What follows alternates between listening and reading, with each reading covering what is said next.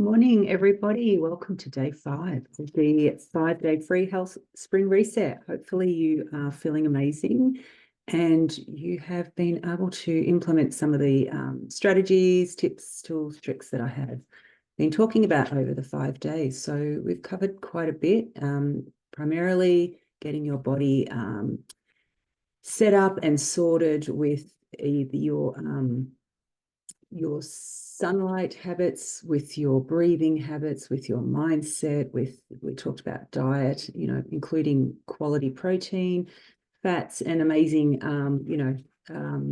foods that are going to support your digestive system. So today I want to talk about why we need to exercise and the importance of exercise. And so I'm going to go through a whole bunch of reasons, and they might be surprising to you in terms of the benefits of exercise. And, again, one of the health myths that we've been taught in life is that you must exercise to stay slim. And it doesn't matter what your body does. And, you can do this while you're young. I think that's what we believe, that we often used to tell ourselves that we could go to the gym and work out after a binge, and that would wipe its slate clean, and we could feel good about it. But the reality is your body kind of then works twice as hard. So if you've had a big day eating things that we know don't support our bodies, and then we go to the gym, and then the body's firstly got to deal with the incoming, so the food that you've put in your body, and then it's got to work twice as hard once you're exercising, and you're exercising, putting stress and pressure on the body. It's got to do two things. So it's double the whammy. So it's not like one negates the other.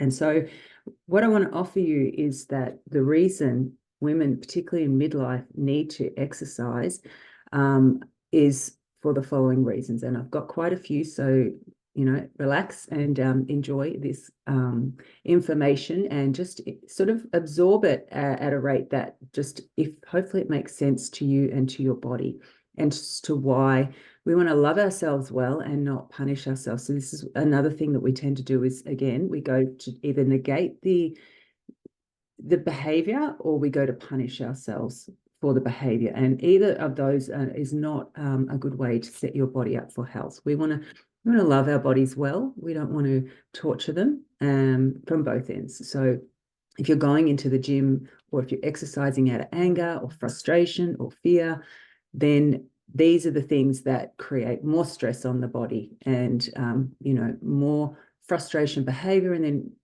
if you're feeling that way, then you kind of go in that cycle of, well, I've just exercised, so I feel good, so now I can eat. And then when I eat, I feel the shame, the fear, the regret, the frustration. And so then we go through that cycle. So we want to try and stop that cycle from happening. And the reasons why we do exercise are far more have far more benefits for our bodies, and that can help you set up to stop that behavior that doesn't support the body. So the first reason is for hormone balance. Essentially, that's why we want to get all of our steps in a row, so that we can set our bodies up for health and for a gentle way of finding health versus the challenging, punishing way. We don't want to do it through punishment. We want to do it through love. So hormone balance. So the exercise we do in the morning particularly will help regulate estrogen, progesterone, and cortisol, which naturally shift during midlife. So this balance helps support mood, sleep, and energy levels in conjunction with sunlight. Number 2 is bone health, and prevents, bone breakdown, essentially weak bones. So weight bearing and resistance exercise strengthens your bones to reduce the risk of fracture and as bone density declines after menopause.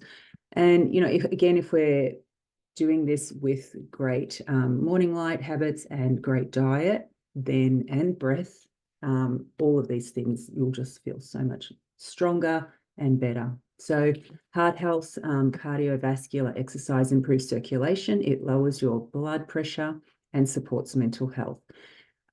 It's really important as heart disease risks increases after menopause. Well, so they say.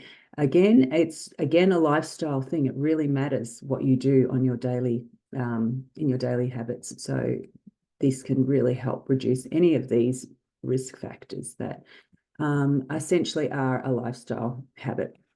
So this is an amazing one that if you do well, you will just feel so much better throughout the day. The blood sugar and insulin control. So regular movement helps balance blood sugar, helps balance blood sugar and lowers the risk of type 2 diabetes. Again, type 2 diabetes is a fully lifestyle blown diabetes. If you don't eat well, if you don't exercise, if you don't get morning sun, you're a candidate for it, but it's fully reversible just through lifestyle practices. And I know that doctors have said it can be reversed within 3 weeks of making good choices. So better sleep. I mean, I don't know about you, but I have suffered from insomnia in the past, and if you're not getting good sleep, everything is mucked up. It's really hard to follow these practices. So again, circadian rhythm matters, exercise matters, and breathing matters. So all of this in conjunction with exercise, your body is exercising at the right time, producing the right hormones to help you then sleep better at night. So again, balancing the hormones, amazing. Joint mobility and flexibility. So movement keeps your joints lubricated. It reduces stiffness and the risks of arthritis. So if you don't use it, you lose it, essentially. And when you do try and exercise, your body will scream at you if you haven't done it for a very long time. So again, we want to move and exercise out of love for our body, not out of punishment for things we may have done earlier in that day. Weight management. So it does support fat loss, particularly if you are doing weight-bearing exercises. There's a whole lot more on weight-bearing and why we need to use weights to maintain muscle. And as I said, maintain muscle mass, bone strength, and density. And when you're lifting weights, the effects will continue all throughout the day. So when you are just doing cardio, it's great to get your heart rate up, but it also can cause a lot of adrenal stress and wear and tear on the body. So if you want to, and if you can exercise outside, even better. So getting that sunlight again and just fresh air and nature. So yeah, and just feeling confident, feeling stronger, fitter, more capable to build self-esteem. You meet people when you're exercising, if you're at the gym or if you're, just walking in the park, you just are able to tap into, just some other resources there versus just, staying on the couch or just, being stagnant and not moving your body. We are designed to move. We are designed to find resistance. We are designed to, to work hard. Our bodies, we don't need to stop working just because we're at a certain age. We don't need to stop working our muscles. We don't need to stop working our joints. We don't need to stop working our cardiovascular system. That little bit of stress and resistance on our bodies each day is really helpful. Resistance matters in life. Comfort is the enemy of wellness. So convenience and comfort are essentially what are keeping us unwell, unhealthy, and sick. So going and getting exercise, no matter how you do it, whether you're dancing, whether you're yoga, gym, walking, a little bit of running, swimming, there's so many ways that you can move your body. On YouTube every morning. You can tap into something you've never done before. There's yoga, Pilates, Qigong. There's weight resistance training. You can do 20 minutes, 10 minutes, an hour. There's no excuse for not exercising. So again, you can't outrun a bad diet or a bad lifestyle. Exercise alone will not undo poor choices of food or lack of sleep, high stress, or excess alcohol. And every time you are drinking, you are putting the body under stress. There's actually no benefit to drinking ever, aside from it being a lovely social thing to do with friends. It can add to a beautiful day, but it's not something you want to be relying on each day to get you through the day, to help you relax, to unwind. That is not a healthy use of alcohol. I don't know that there is any healthy use of alcohol. Coming from someone who was an excessive binge drinker for years and years and years and suffered so many hangovers. Alcohol plays a huge part in our lives, unfortunately, but we don't use it. We tend to use it as a crux and as a sort of a comfort. Like I said, I used it because it made me feel really, really comfortable and confident, and all of the things that, you know, come with it very short term, and then you tip over, and then you become this other person who you don't actually know, and all your inhibitions leave you, and you are either hilarious or really obnoxious and annoying. And I was probably all of those things all of the time. And then the next day becomes a whole other thing, where you are trying to replenish the body because it is exhausted and it's detoxing. And that was not pleasant for me. I was always unwell. I had worst headaches, and I would vomit often. And, you know, then I would be finding things that would help with the detoxes, so the DTs, where I then would need to eat sugar, I would need to eat fat, and it was generally always bad choices. So it wasn't unusual for me to then want to have Coca-Cola or hot chips or just rubbish. I did not feel good, and that's the only way I could feel good. So it was a double whammy when it came to, you know, just doing my usual regular socially accepted behavior every weekend. And so it took a long time for me to let go, but, you know, there was certainly steps that I had to put in place to be able to let that behavior and habit go. And I can tell you the benefits that you have when you're not putting these toxins into your body, and you're not banging yourself up at the gym or working hard or doing things that are not supporting your body and your health. You know, like it matters. So your nutrition and the quality and the rest that you get, your mindful living, really do matter. So I just want to invite you to ask your body what it needs, what will support it. You know, what are the habits you need to let go of? What changes can you implement really slowly, gently, and how can you love your body well versus through punishment? So yeah, so this is day 5 of the free health spring reset. And if you found it beneficial, please let me know. Please put some comments. Please reach out if you need more support. As I said, I do have a 21-day sugar detox there ready to go. You can do that. You start on a Monday, you follow each day and implement small steps. They're very similar to what I'm talking about, but I really go deep into how sugar does affect the body and the brain. And in my Facebook group, there is a PDF there about sugar and its effects on the body. And if you can remove these toxins one at a time, a lot of people often start out thinking they're just going to quit sugar, but there's, you know, the coffee intake goes down, the cravings go away, you know, the balance of the hormones comes back really quickly. Implement it again by eating in daylight, in sunlight. You know, if you're eating each meal as you can outside, if weather permits, but it's also okay to be cold as well.